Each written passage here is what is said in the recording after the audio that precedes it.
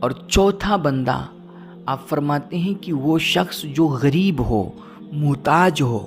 اس کے پاس رزق کی کمی ہو اور وہ دولت چاہتا ہو، وہ مال چاہتا ہو، وہ پیسہ چاہتا ہو،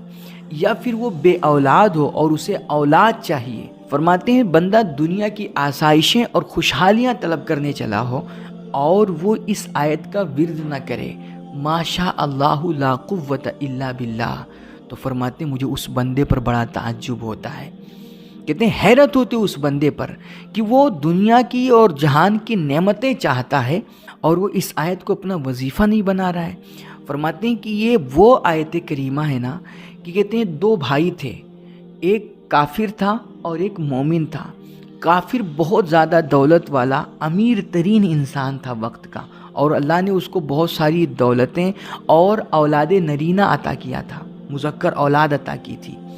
اور اس کا جو مومن بھائی تھا وہ بڑا غریب تھا، تو وہ اپنی دولتوں پہ، کافر بھائی اپنی دولتوں پہ اور اپنی اولاد پہ غرور کر کے، تکبر کر کے نا اپنے اس غریب مومن بھائی کا مذاق اڑاتا تھا۔ جب اس نے اپنے اس غریب مومن کا مذاق اڑایا نا، تو کہتے ہیں اس وقت اس کے غریب مومن بھائی نے یہ لفظ کہا تھا،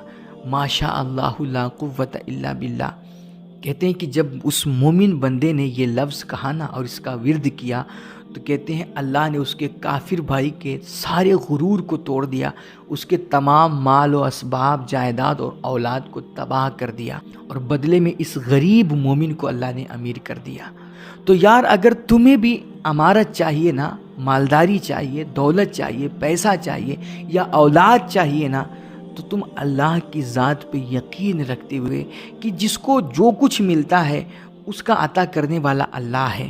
یہ یقین رکھتے ہوئے نا اس آیت کا کثرت کے ساتھ ورد کرو، انشاءاللہ اللہ تمہیں بھی مالا مال فرما دے گا۔ تمہیں بھی جو چاہو گے، جو اس سے مانگو گے، جو تمہاری طلب ہوگی نا، اللہ اسے پوری فرمائے گا۔